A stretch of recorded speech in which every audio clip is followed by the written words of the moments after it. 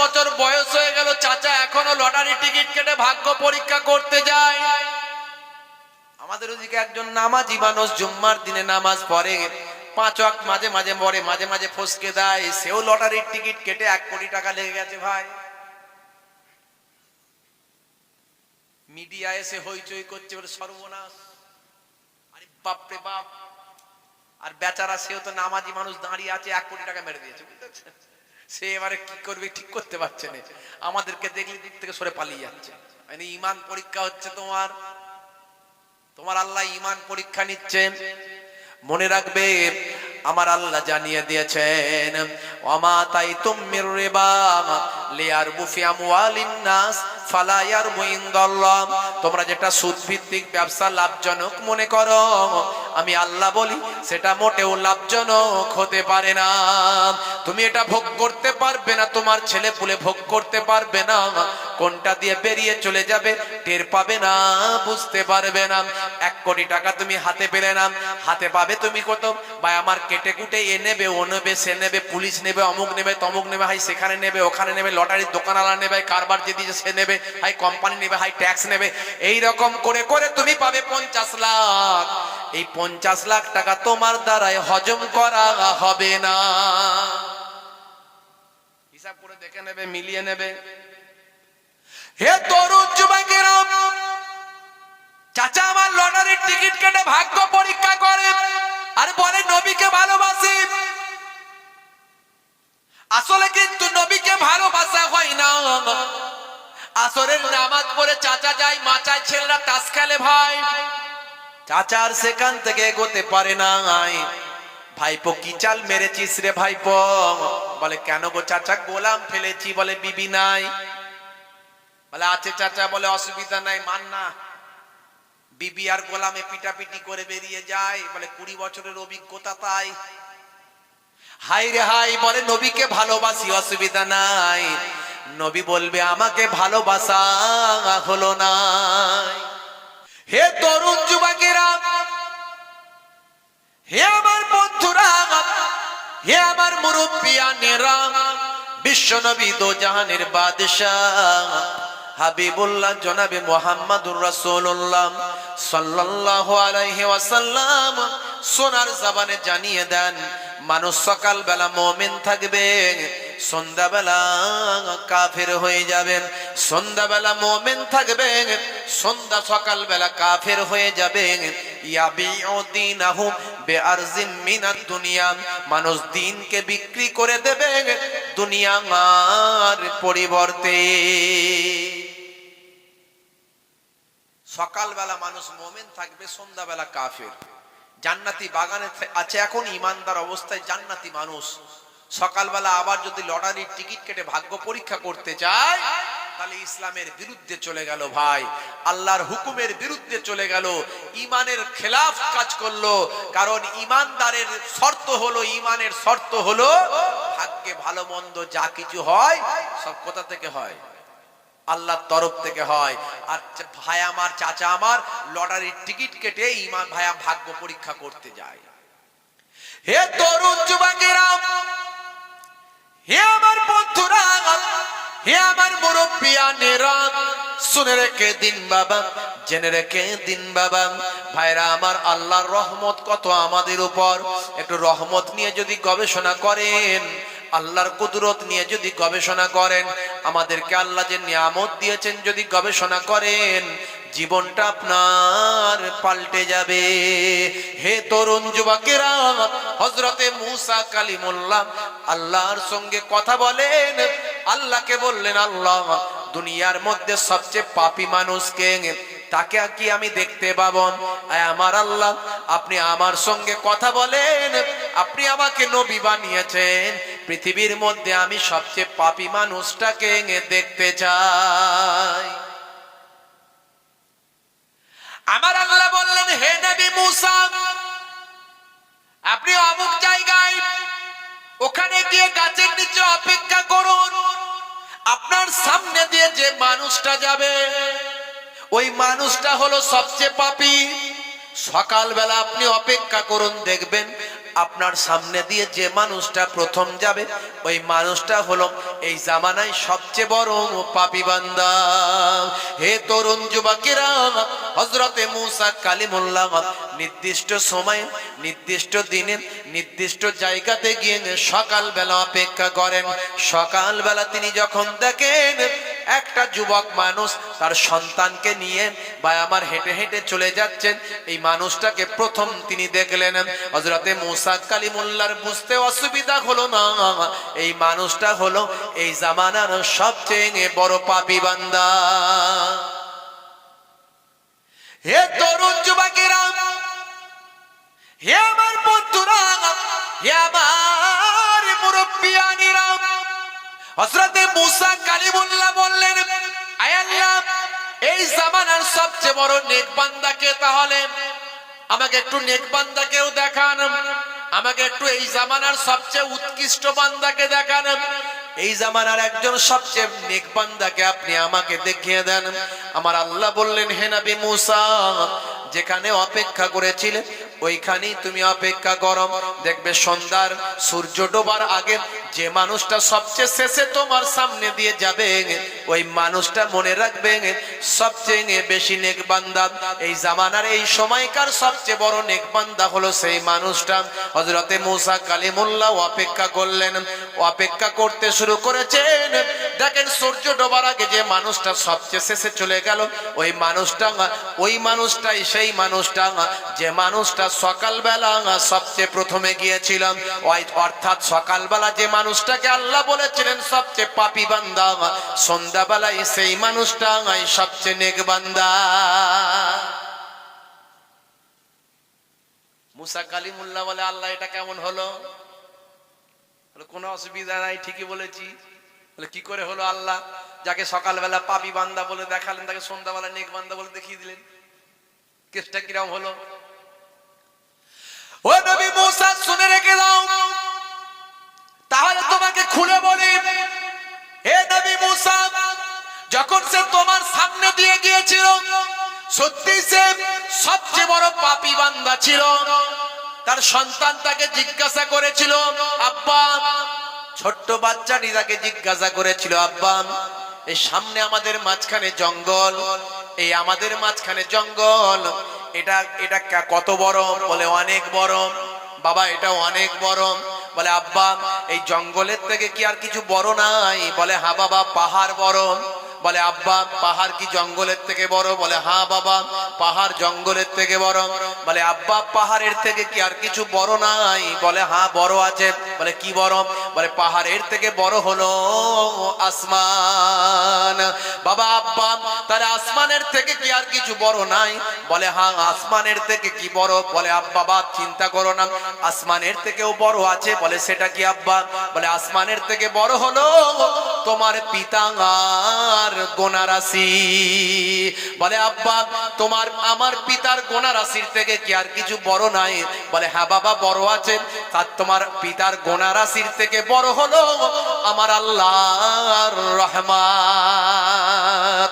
এই কথা শোনার পর আমার আল্লাহ খুশি হয়ে গেলেন, রাজি হয়ে গিয়ে এমন সময় ওই বান্দার জীবনে জিন্দেগির গোনাগুলোকে মাফ করে দিয়ে ওই বান্দার উপর এত খুশি হলেন। হে নবী মুসা, শুনে রেখে দাও, জেনে রেখে দাও, এই জামানার আমি তার উপর এত রহমত দিলাম, তার জীবনে জিন্দেগির গোনাগুলো মাফ করে এই সময়কার সবচেয়ে নেক বান্দা বলে গণনা করলাম, নেক বান্দা হিসাবে পরিগণিত করলাম ওই মানুষটাকে। মানুষটা সকালবেলা ছিল সবচেয়ে পাপী, সন্ধ্যাবেলা হয়ে গেল সবচেয়ে নেককার। আমার আল্লাহ ইচ্ছা করলে আপনার জীবনটাকে বদলে দিতে পারে। রাসূল বলছেন, মানুষ সকালবেলা মুমিন থাকবে, সন্ধ্যাবেলা কাফের হয়ে যাবে, তার দিনকে পরিবর্তন করে দেবে দুনিয়ার স্বার্থে। বন্ধুরা আমার, তরুণ যুবকেরা আমার, এত জলসা হচ্ছে, এত ওয়াজ হচ্ছে, এত ইমাম সাহেবরা ওয়াজ নসিহত করছেন, এত আলেম হুজুর পীর সাহেবরা ওয়াজ নসিহত করছেন, তারপরেও মানুষ নামাজ 5 ওয়াক্ত পড়ে না। তারপরেও মানুষ রাসূলের সুন্নতটা রাখে না, তারপরেও মানুষ ইসলামের নির্দেশনা মেনে চলে না। তার কারণটা কি বাবা? আমি অনেক ঘেটে ঘুটে দেখলাম, অনেক ভাবনা চিন্তা করে দেখলাম যে তার মানে এটা হলো আলেম ওলামারা বলে ঠিক কথা, কিন্তু এরা মন থেকে বিশ্বাস করে না। যদি মন থেকে বিশ্বাস করতো, হে তরুণ যুবকেরা, এরা আল্লাহকে মানে, এটা ঠিক কথা। আল্লাহকে যদি না মানতো মিলাদুন নবীতে আসতো না, আল্লাহকে যদি না মানতো জুম্মার দিনে জুম্মার নামাজে যেত না, আল্লাহকে যদি না মানতো বছরে এক মাস রমজানের রোজাটা রাখতো না। কিন্তু আল্লাহকে পরিপূর্ণ মানে না। যদি পরিপূর্ণ ভাবে মানতো তাহলে 5 ওয়াক্ত নামাজ ছাড়তে পারতো না।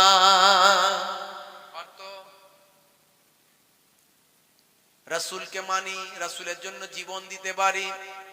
রাসূল বলছে আমার জন্য জীবন দেওয়া লাগবে না, আমার একটা কাজ করো বাবা, তাহলে আমাকে ভালোবাসা হবে।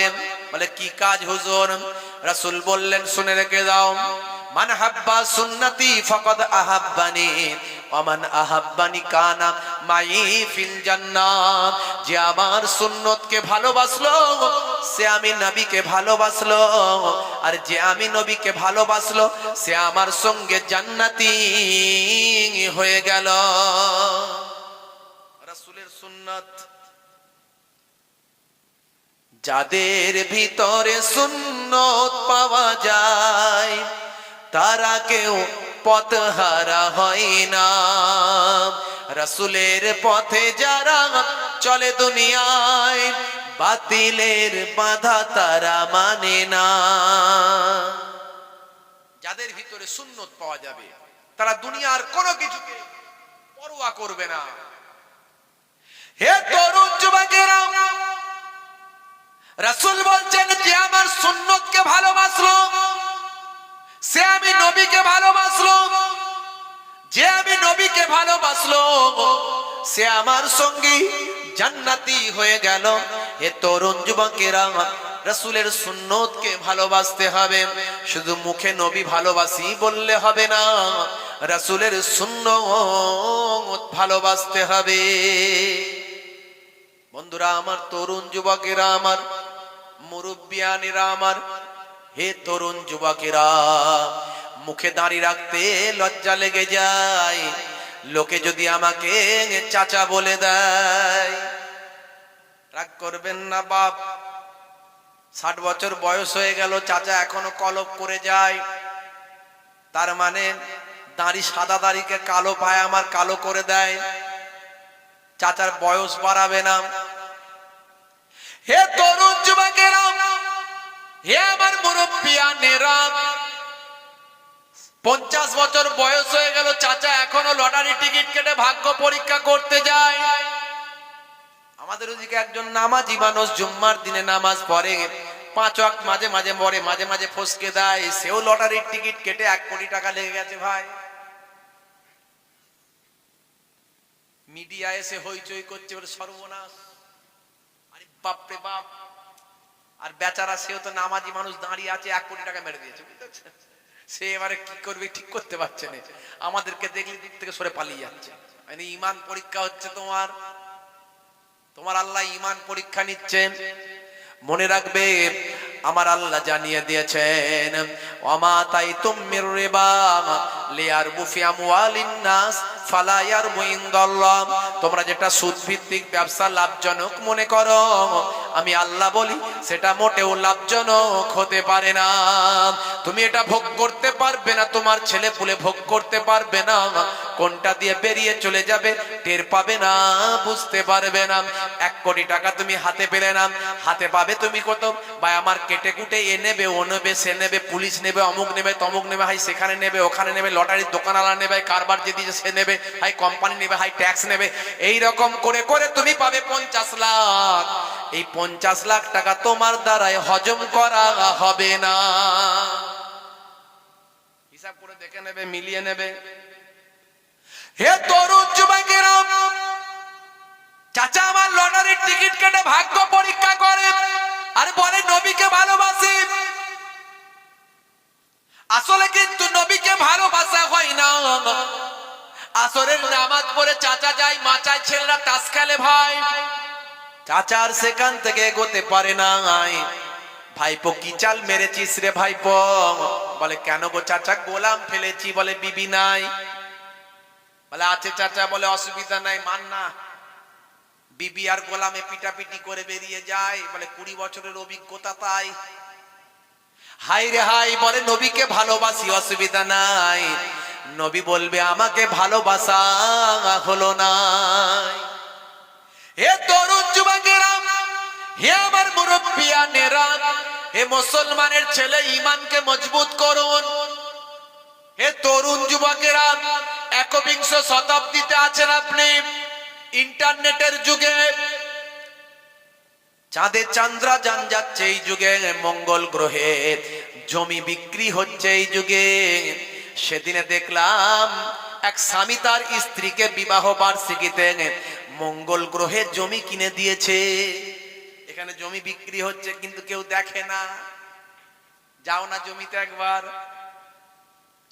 হে তরুণ যুবকেরা, তাহলে এমন একটা সময় আমরা এসেছি ভাই, সেই সময়ে ইন্টারনেটের যুগ, সেই সময়ে ভাই আমার মানুষবিহীন মানববিহীন ড্রোনের যুগ।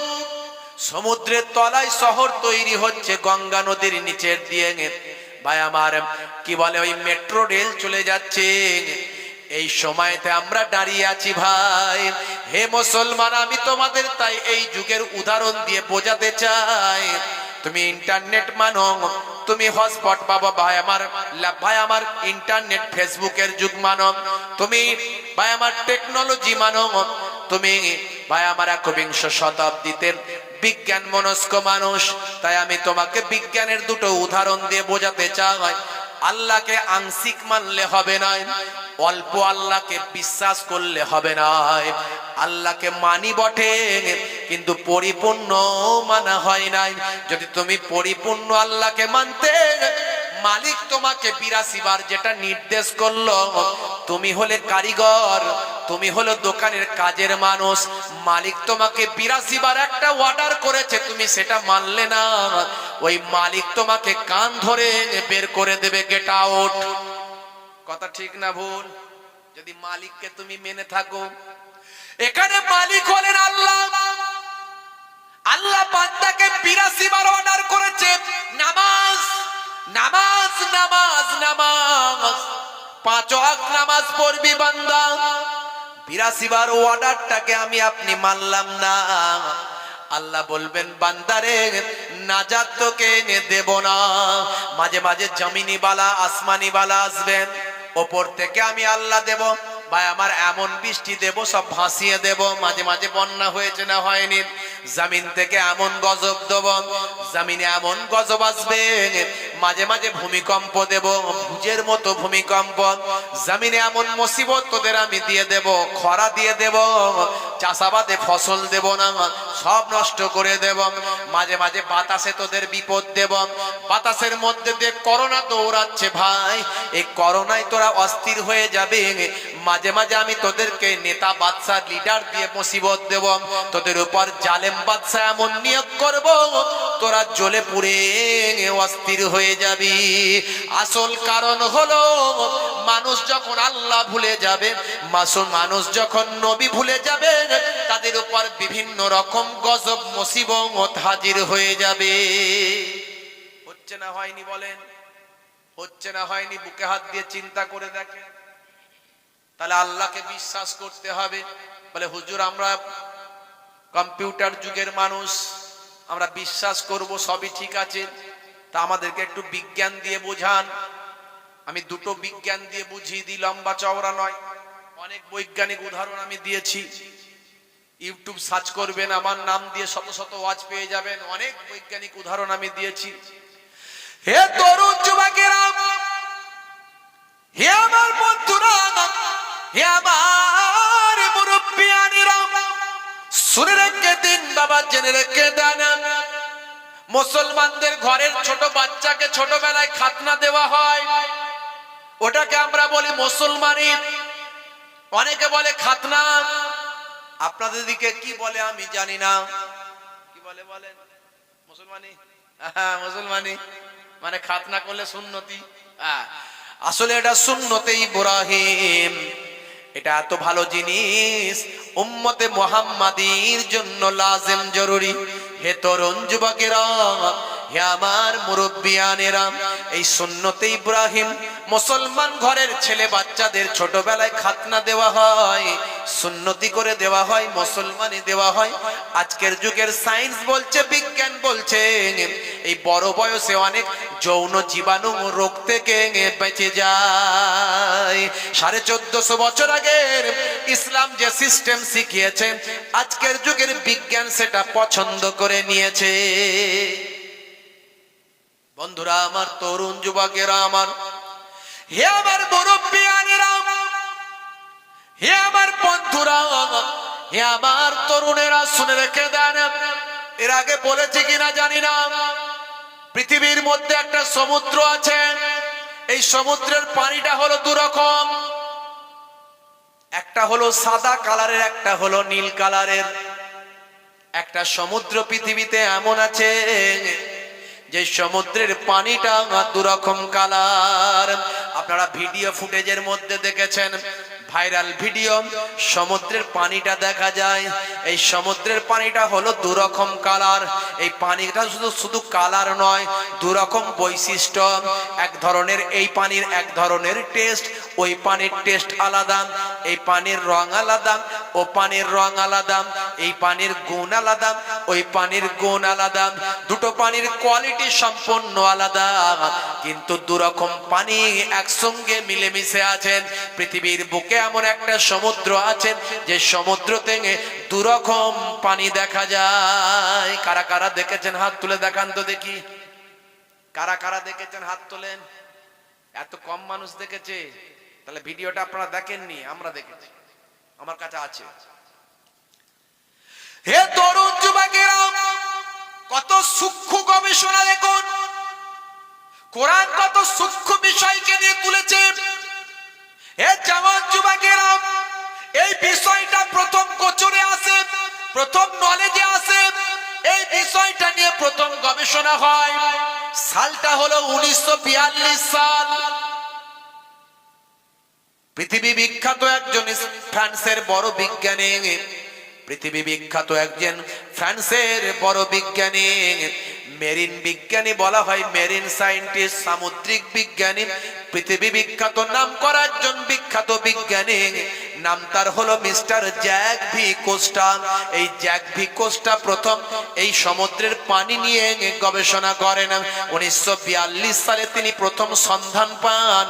যে জায়গায় সন্ধান পেলেন সেই জায়গাটা কোথায় জানেন? প্রশান্ত মহাসাগরের নাম শুনেছেন। পৃথিবীতে কয়েকটা মহাসাগর আছে, তার মধ্যে একটা মহাসাগরের নাম হলো প্রশান্ত মহাসাগর। এই প্রশান্ত মহাসাগরের কতগুলো উপসাগর আছে, এই একটা উপসাগরের নাম হলো অ্যালাস্কা উপসাগর। এই অ্যালাস্কা উপসাগরে প্রথম গবেষণা হয়। এই সমুদ্রের পানিটা দুরকম পাওয়া যায়। ভিডিও ফুটেজে দেখলে আপনি অবাক হয়ে যাবেন ভাই। হাজার হাজার শত শত মাইল এই রকম পানি দেখা যায়। একদিকে সাদা পানি, একদিকে নীল পানি। একটা পানি অপর পানির ঘাড়ে চেপে যায়, কিন্তু সাদা পানি সাদাই থাকে, নীল পানি নীল থাকে। ওই পানিটা মিলেমিশে অন্য কালার হয় নাই। এটা বড্ড অবাক করা ঘটনা। প্রশান্ত মহাসাগরের উপসাগর অ্যালাস্কা উপসাগরে গবেষণা শুরু হয়। মিস্টার জ্যাক ভি কোস্টা বহুদিন ধরে উন্নত মানের যন্ত্রপাতি নিয়ে সমুদ্রের তলায় গিয়ে গবেষণা করেন। হে তরুণ যুবকেরা, গবেষণা করতে থাকলেন, গবেষণা করতে থাকলেন। মাটির নিচে চলে গেলেন, সমুদ্রের পানির নিচে গেলেন মাটিতে, সমুদ্রের পানির ওপরে এলেন পানিতে, মাছ থেকে পানি নিলেন, ল্যাবে চলে গেলেন, বিভিন্ন ভাবে গবেষণা করলেন, কোনোভাবেই ধরা পড়ল না।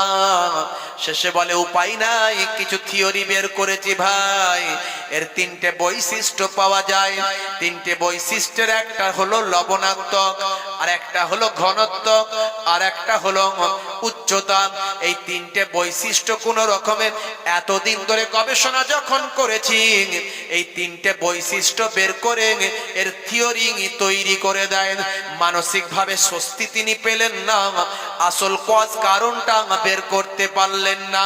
এ তরুণ যুবকেরা, তিনি যে থিওরিটা তৈরি করলেন, দীর্ঘদিন ধরে গবেষণা করেছেন, তাই এই থিওরির নাম দিলেন কোস্টা থিওরি। এই কোস্টা থিওরি আবিষ্কার করলেন।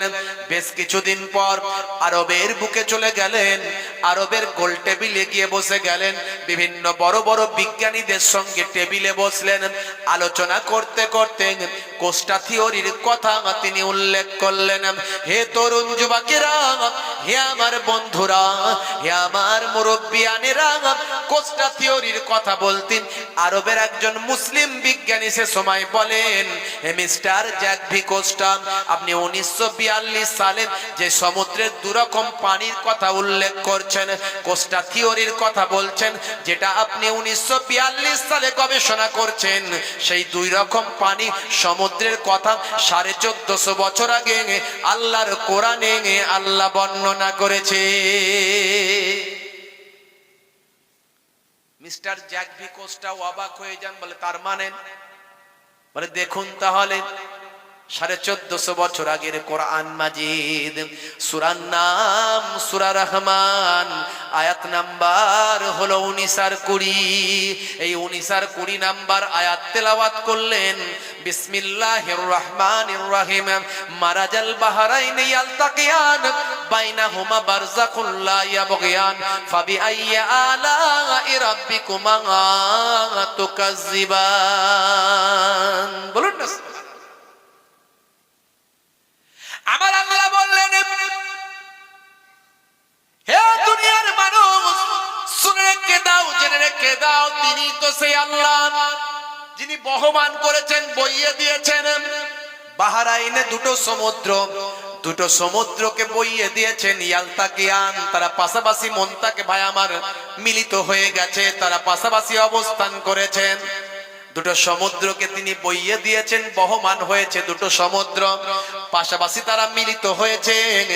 বাইনাহুমা, তাদের মাঝখানে, বারযাকুন লা ইয়াবগিয়ান, বারযাকুন লা ইয়াবগিয়ান মানে একটা আবরণ তৈরি করে দিয়েছেন। তাদের মাঝখানে বারযাকুন একটা আবরণ তৈরি করেছেন, একটা পর্দা দিয়ে দিয়েছেন, গায়েবী কুদরতি পর্দা দিয়েছেন, যাতে তারা একসঙ্গে মিলিত না হতে পারে। বিজ্ঞানী অবাক হয়ে যান, আরে বাপ রে বাপ, মিস্টার জ্যাক এই তথ্য জানার পরে, যিনি এটা 1942 সালে গবেষণা করছেন, সেই তথ্য আবিষ্কার করলেন, অথচ 1450 বছর আগের আল্লাহর কোরআনে লিপিবদ্ধ দেখে মিস্টার জ্যাক আর সহ্য করতে না পেরে ঈমানের কালেমা পড়ে নিলেন। জোরে বলুন সুবহান। এরপরেও কি আপনার বিশ্বাস আসবে না যে সেই আল্লাহ যিনি মুসা নবীর জামানাতে আল্লাহর সঙ্গে, মুসা নবীর সঙ্গে কথা বলতেন, হযরতে নবী ইব্রাহিম আলাইহিস সালামের সময়ে নমরুদ যখন আগুনের কুণ্ডলিকা তৈরি করে ইব্রাহিম নবীকে মায়ামার লাট্টুর মতো ঘুরিয়ে ঘুরিয়ে বিরাট বড় কুণ্ডলিকা তার ভিতরে যখন প্রবেশ করালেন, আমার আল্লাহ বললেন, এ আগুন, ইয়া নার, হে আগুন, কুনি বারদাও ওয়া সালামান আলা ইব্রাহিম, আমার ইব্রাহিম নবীর জন্য শীতল শান্তিদায়ক হয়ে যাও। বলার সঙ্গে সঙ্গে আগুনটা ভাই আমার না ঠান্ডা না গরম, মাঝামাঝি আরামদায়ক ফুলের বাগিচা হয়ে গিয়েছিল। জোরে বলুন সুবহান। সেই আল্লাহর ক্ষমতা কি আজ নাই? আজ কি সেই ক্ষমতা নাই? যে আল্লাহ ফেরাউনকে নীল দরিয়ায় ডুবিয়ে মেরেছিলেন, আপনাদের জানা আছে ফেরাউনকে আল্লাহ বিরাট বড় বাদশাহী দিয়েছিলেন, জাননি? ফেরাউন এটা হচ্ছে লাকাব, ফেরাউন এটা হলো লাকাব। ফেরাউনদের অনেক নাম আছে, ফেরাউনদের অনেক নাম আছে। ইব্রাহিম নবীর জামানাতে আলাদা ফেরাউন ছিল, মুসা নবীর জামানাতে আলাদা ফেরাউন ছিল। বুঝতে পারছেন? ফেরাউন ছিল কে জানেন? একজন ভাই আমার তার অনেক ধার দিনা হয়ে গিয়েছিল, এত তার পাওনাদার হয়ে গেল, ফেরাউনের এত পাওনাদার হয়ে গেল যে দেশ ছেড়ে পালিয়ে গেল, দেশ ছেড়ে পালিয়ে গেল। ফেরাউনের বাড়িতে রাত দিন পাওনাদার আসে, শুধু রাত দিন পাওনাদার আসে, রাত দিন পাওনাদার আসে। কি করবে, অনেক ধার দিনা করে ফেলেছে। হ্যাঁ, এই পাওনাদারদের অত্যাচারে ফেরাউন পালাতে লাগলো। এই আপনাদের ঘটনা জানা আছে। বন্ধুরা আমার, তরুণ যুবকেরা আমার, হে আমার মুরব্বিয়ানিরা, শুনে রেখে দিন বাবা, জেনে রেখে দেন, ফেরাউন পালাতে শুরু করলো, বাড়ি ছেড়ে পালাচ্ছে। বন্ধুরা আমার, তরুণ যুবকেরা শুনে রেখে দেন, ফেরাউন পালাতে পালাতে তার পুরানো একটা বন্ধুর সঙ্গে দেখা হলো। বন্ধুর নাম কি বলেন? হামান। হামানের সঙ্গে দেখা হলো। বলে, বন্ধু কোথায়? বলে, তুমি কোথায়? বলে, অনেক পাওনাদার হয়ে গেছে, পাওনাদারদের অত্যাচারে অতিষ্ঠ হয়ে এবার পালাতে শুরু করেছি দেশ ছেড়ে। বলে, ভাই একই অবস্থা দুজনের, আমারও তাই। বলে, চলো ভাই একসঙ্গে যাই। দুই বন্ধু মিলিত হয়ে মিশরের দিকে হাঁটা শুরু করে দেয়। হে তরুণ যুবকেরা, হে আমার বন্ধুরা, এই মিশরে গিয়ে বাবা হাজিরা দিল ভাই। হে জওয়ান যুবকেরা, হে আমার বন্ধুরা, খুবই সংক্ষেপ করে বলি, এত ক্ষুধার্ত ছিল, খাদ্যের জ্বালায় অস্থির হয়ে গিয়েছিল ভাই আমার। একটা তরমুজের চাষের কাছে গিয়ে হাজিরা দেয়। সেখানে গিয়ে তাদের অবস্থা দেখে বলে, ভাই খিদে লেগেছে? বলে, হ্যাঁ। দেওয়ার সঙ্গে সঙ্গে খাবার হাউমাউ করে দুজনে খেয়ে শেষ করে দেয়। তাদের খাবার খাওয়া দেখে চাষি বলল, ভাই তোমরা কি বাড়ি ছেড়ে পালিয়েছো? বলে, হ্যাঁ। বলে, কাজের কিছু খুঁজছো? বলে, হ্যাঁ। বলে, কাজ পেতে চাও? বলে, হ্যাঁ। বলে, আমিও কাজের লোক চাই, তাহলে আমার খেতেতে তোমরা কি কাজ করবে? ভাই ওই খেতে কাজ করতে লাগলো কদিন। হে তরুণ যুবকেরা, হে আমার বন্ধুরা, হে আমার মুরব্বিয়ানেরা, শেষে একটা খবর পেল যে মিশরের গোরস্থানে লোক নেওয়া হবে। গোরস্থানে লোক নেওয়া হবে খবর পেয়ে গেল। এই গোরস্থানে লোক নেওয়া হবে বলে যখন জানতে পারল, তখন সেখানে অ্যাপ্লাই করলো। ভাই আমার, আস্তে আস্তে আল্লাহর কুদরতি ক্ষমতা কি দেখেন ভাই, কোথা থেকে গোরস্থানের ভাই আমার দেখভাল করার দায়িত্ব পায়, সেখান থেকে অনেক পয়সা রোজগার হয়। দু নম্বরই ভাবে, মানুষকে দাফন করতে গেলে পয়সা নাই, সেই পয়সা নিয়ে ইনকাম করে আবার বাদশাকে ফেরত দেয়, দিয়ে সেখানে বাদশাকে খুশি করে দিয়ে আস্তে আস্তে বাদশার দরবারে চাকরি পেয়ে যায়। সেখান থেকে বাদশা মারা গেলে ফেরাউনকে আল্লাহ বাদশা বানিয়ে দেয়। আল্লাহ সেই ফেরাউনকে কোন জায়গা থেকে কোন জায়গায় নিয়ে হাজির করে দেয়, সে এমন একটা বাদশাই পেয়ে গেল, এত বড় বাদশা হয়ে গেল, শেষে বলল, আনা রব্বুকুমুল আলা, আমি তোমাদের বড় খোদা।